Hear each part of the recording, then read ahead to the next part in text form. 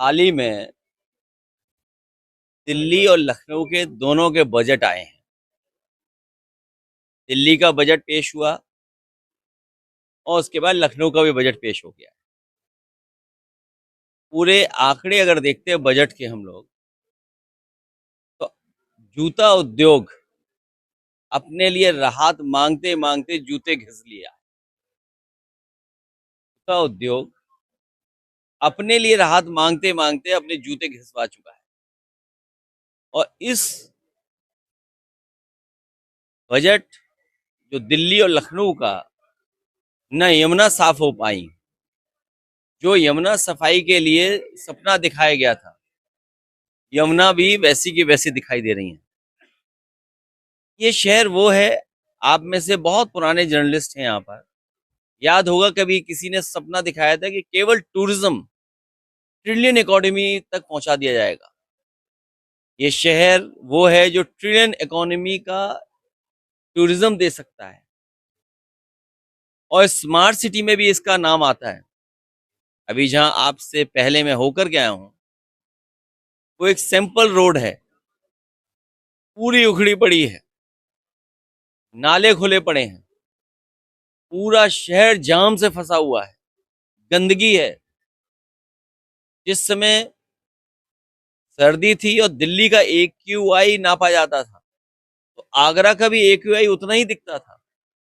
तो पॉल्यूशन का सवाल हो, पॉपुलेशन का सवाल हो, आपकी रोजगार का सवाल हो, महंगाई का सवाल हो, ये सरकार को जो राहत देनी चाहिए थी वो राहत नहीं दी। और तमाम ऐसे भू माफिया होंगे, भूमिगत, भारतीय जनता पार्टी ने जिनको जन्म दिया है। डेवलपमेंट अथॉरिटी या सफाई वाले जो संस्थाएं हैं,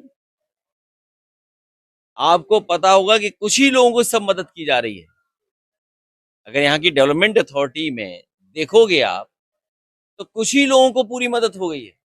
वही बड़े के बड़े कारोबारी बन जाएं, और इनके अमेरिका के साथ बाजार खुलने के बाद अमीर अमीर होता जाएगा, गरीब गरीब होता जाएगा। ये जो फासला है अमीरी और गरीबी का, ये कम नहीं होना, ये बढ़ना है। इसलिए जनता ये सब देख रही है। अमेरिका के साथ जो डील की है, लगता तो ये है कि पूरा बाजार हमें अमेरिका को दे दिया है।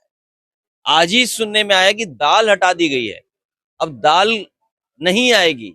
लेकिन सरकार ये तो साफ करे कि कौन कौन से एग्रीकल्चर प्रोडक्ट्स आएंगे, कौन से नहीं आएंगे। अभी भी कोई क्लियरिटी नहीं है। और अगर एग्रीकल्चर प्रोडक्ट्स आएंगे, तो आगरा जैसा आसपास का इलाका हमारा आलू का है, इसको क्या राहत मिली होगी, आलू के कारोबारी को क्या मदद मिली होगी, काश्तकार को क्या मदद दी है इन्होंने। बिजली महंगी, स्वास्थ्य सेवाएं ठप बिल्कुल। और जितना विकास समाजवादियों ने किया था, मान लिया उदाहरण के लिए मेट्रो, उतनी ही चल रही जितना समाजवादियों ने दिया था। ताजमहल के आसपास उतना ही विकास दिखाई दे रहा है जो समाजवादियों ने किया था। ये अपनी तरफ से कोई नया विकास कार्य नहीं करा पाए। केवल मुगल म्यूजियम का नाम छत्रपति शिवाजी महाराज जी के नाम से कर दिया, और वहां का एयर कंडीशन, वहां के काम, वहां के तमाम चीजें जैसी थी वैसी ही बर्बाद हो गई हैं। और दुनिया का माना हुआ आर्किटेक्ट हम लेकर के आए थे उसको, दुनिया का माना हुआ आर्किटेक्ट, लेकिन उस आर्किटेक्ट पे क्या गुजर रहा होगा जिसने मुगल म्यूजियम बनाने का एक बड़ी चीज आगरा को देने का काम किया था। आज मैं शादी समारोह में शामिल होने आया हूँ।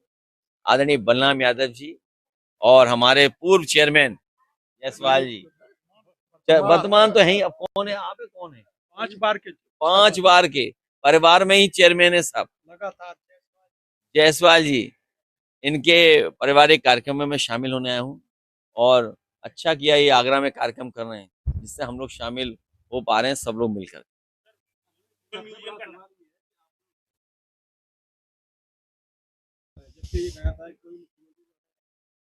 देखिए प्राइमरी एजुकेशन का बजट 80,000 करोड़, सेकेंडरी एजुकेशन का बजट 22,000 करोड़। सोचिए 1 लाख करोड़ बजट है शिक्षा पर। 1 लाख करोड़ बजट केवल 2 विभागों का मिलाकर के। और 10 साल में बताइए क्या कहाँ पहुंचा दिया लोगों को, स्कूल बंद कर दिए, और जो गुणवत्ता होनी चाहिए, क्वालिटी ऑफ एजुकेशन, वो बर्बाद कर दी। और अगर शिक्षा विभाग हमारे दोनों प्राइमरी, सेकेंडरी, पॉलिटेक्निक, आईटीआई, इन सब को अच्छा चलाया गया होता तो आपको स्किल डेवलपमेंट के प्रोग्राम नहीं चलाने पड़ते। और जो स्किल डेवलपमेंट के प्रोग्राम थे वो सब के सब बंद हो गए। और स्किल डेवलपमेंट प्रोग्राम का प्रचार में तो इन्होंने हजारों करोड़ रुपए खर्च किया, लेकिन स्किल से नौकरी मिल जाए वो काम नहीं किया इन्होंने।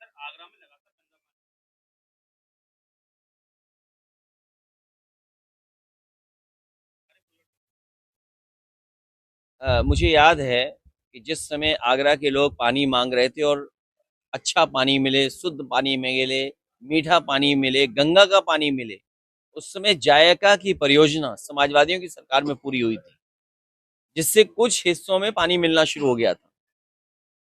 स्मार्ट सिटी के नाम पर पैसा तो ले लिया, लेकिन स्मार्ट सिटी के नाम पर शुद्ध पानी भी नहीं दे पा रहे हैं, पीने लायक पानी नहीं दे पा रहे हैं। और इंदौर का तो हमने आपने देखा है, वो भी स्मार्ट सिटी है। वो ऐसा सिटी था जिसको न जाने कितनी बार अवार्ड मिला था।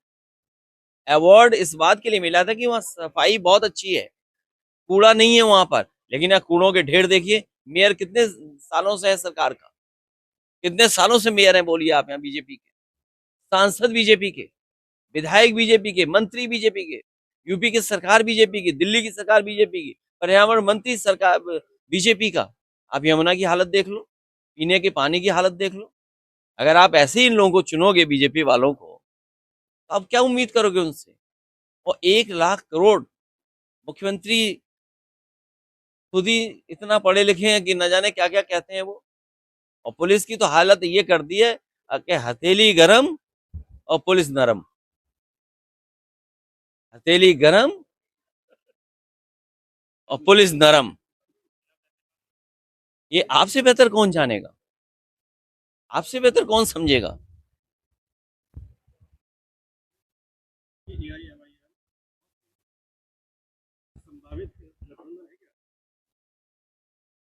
तो जो हमारा पीडीए का गठबंधन है, और मुझे खुशी है इस बात की कि उत्तर प्रदेश की जनता ने पीडीए को और पीडीए के साथ जुड़ करके भारतीय जनता पार्टी को हरा दिया। इसलिए भारतीय जनता पार्टी को समझ में नहीं आ रहा कि क्या रास्ता निकालें। वो हमेशा डिवाइड एंड रूल जो अंग्रेज बता के गए हमें, अंग्रेज जिन्हें डिवाइड एंड रूल का फार्मूला का सबसे मुखिया माना जाता था, उसी डिवाइड एंड रूल पर ये भारतीय जनता पार्टी काम कर रही है। लेकिन उत्तर प्रदेश की जनता समाजवादी विचारधारा, सोशलिज्म, सेकुलरिज्म, उसके रास्ते पे चल करके भारतीय जनता पार्टी को हराने जा रही है।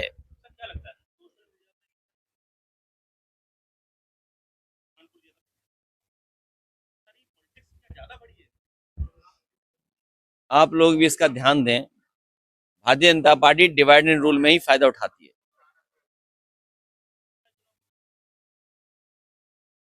फॉर्म 7 हमारे अध्यक्ष जी जानते होंगे, फॉर्म 7 की बेईमानी चल रही है।